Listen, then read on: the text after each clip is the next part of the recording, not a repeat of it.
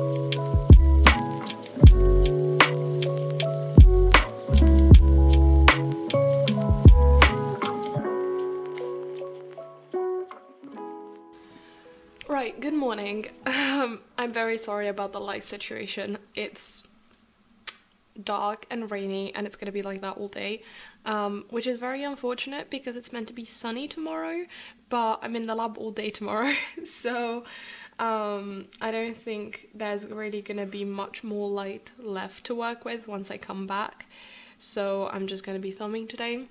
Might wait like an hour to film the April wrap-up because it's really terrible at the minute, but I wanted to give you a little update on a couple of things because you may remember that I mentioned when I first bought this cover, this 6-ring cover, that I was going to move over my old pages and I was going to number these pages and make dividers and all that and make like a separate journal with me type video about it.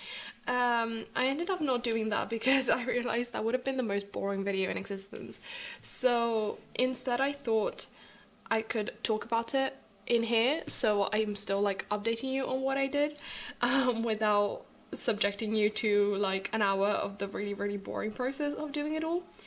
So I kind of did it all yesterday night. The only thing I didn't finish doing is actually transferring the pages over because I wanted to show you in here, so I'll do a couple and explain what I'm doing. But I made dividers a couple of weeks ago. They're just hole punched A5 watercolor paper. I cut it to size from an A3 sheet.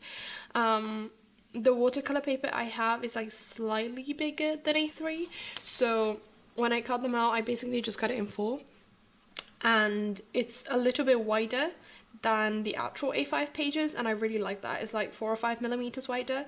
I really like that because it makes it very easy to find the different sections. I felt like otherwise the dividers would have kind of gotten a bit lost, so I really like that. And then numbering wise, I did all of the numbering yesterday night. I didn't want to number my pages like just with one set of numbering. Like, I didn't just want to start from one and keep going every time I added a page, because I didn't feel like that made a lot of sense in a ring-bound book where things are going to be moved around. What I wanted to do though, and like the reason I wanted to number it, is because certain things, like certain sets of pages go together, like all of the quotes that I've been copying from Babel. Like on here, there's multiple pages of quotes from the same book. This is not it. But like on here, there's multiple pages of quotes from the same book.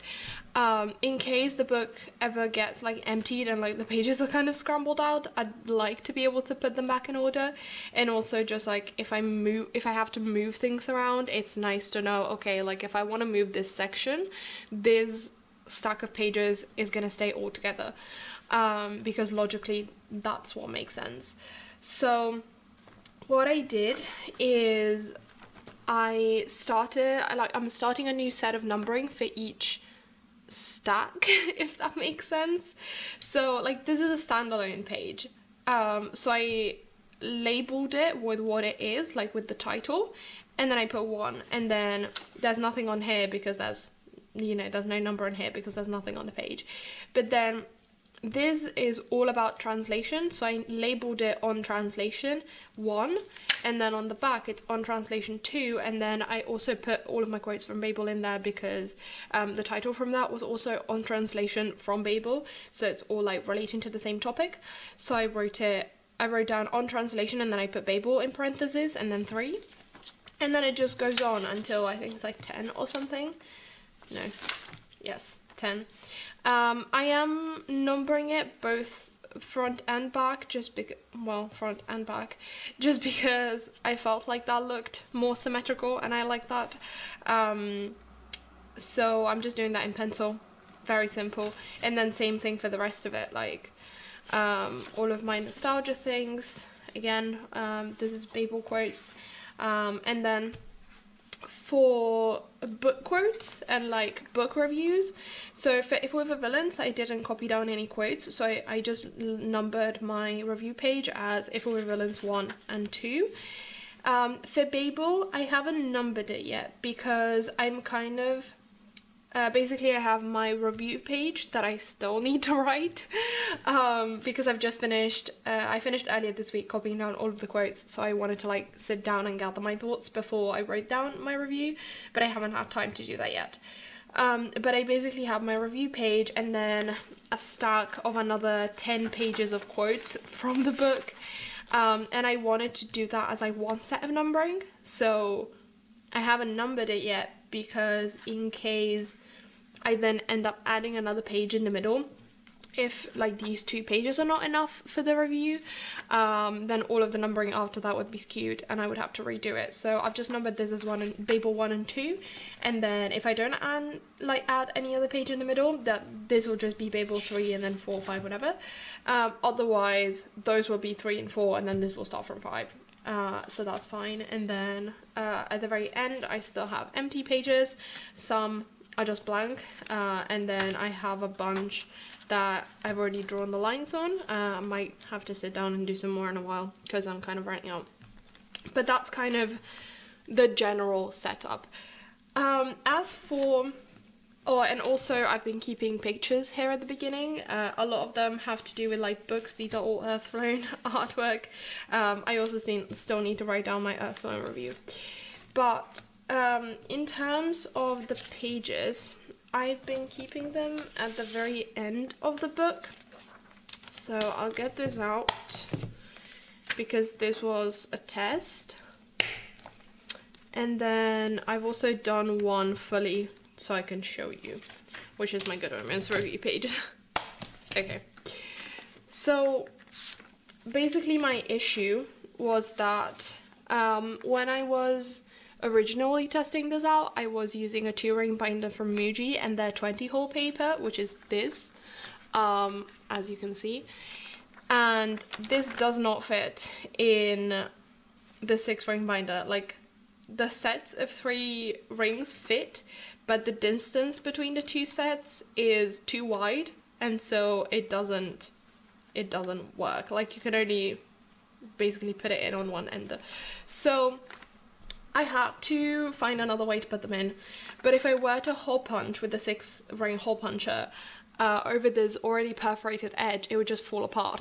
So I know some people suggested like cutting this perforated edge off and then hole punching after that, but then that would eat into the text, and also then the pages would be narrower, which I don't want.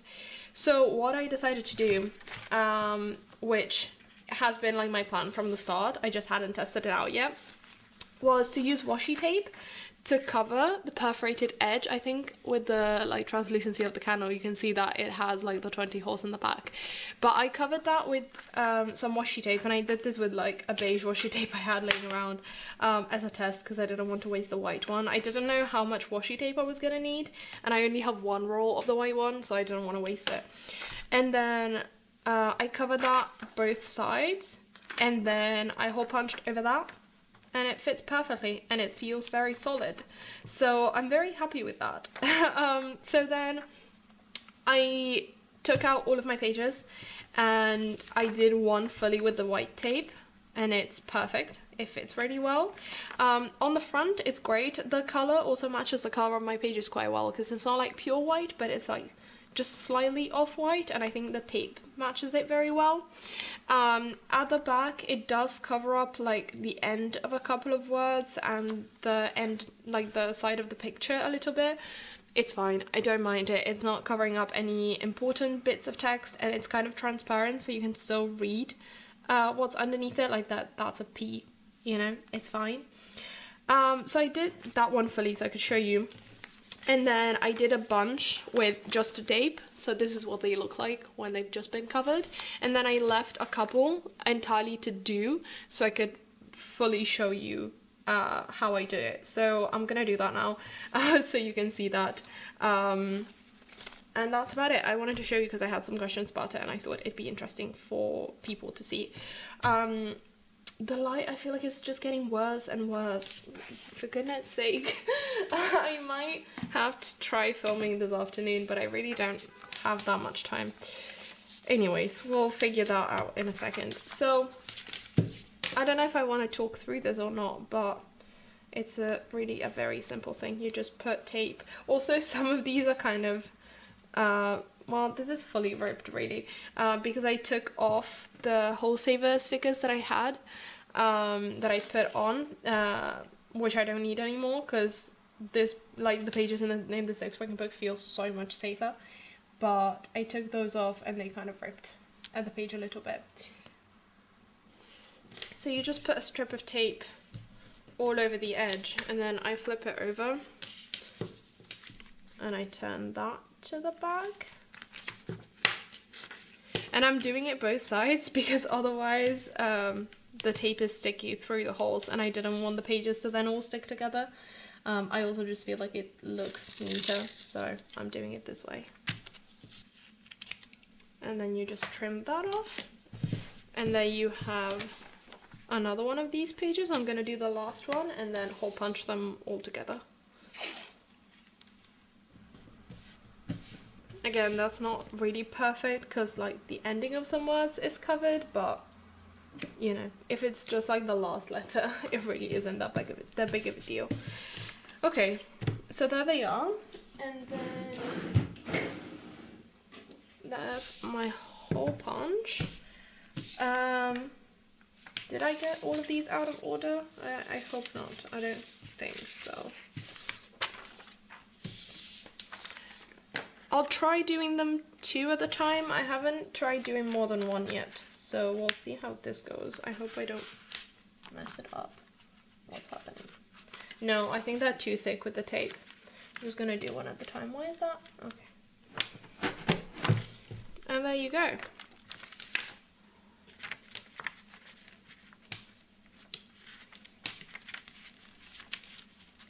Why is this not going through?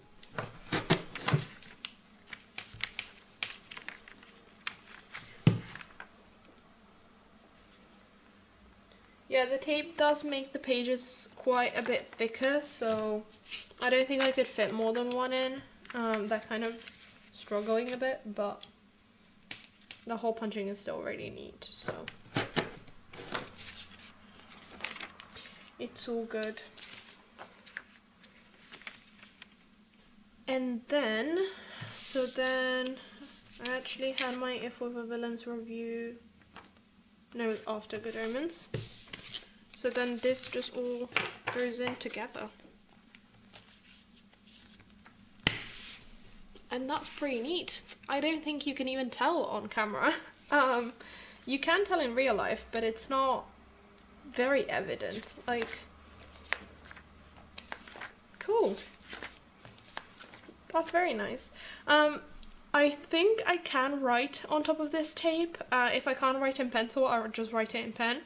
So I am gonna go back and number all of these, but in the meantime, that's been done, which is really nice. I did kind of also like what it looked like with the coloured tape on the edge, but I just thought the white was more seamless and a bit more elegant, and I didn't know whether this colour was really going to match with anything else. Like, I feel like it kind of clashes with the gold a bit, so I didn't keep that, but very happy with that.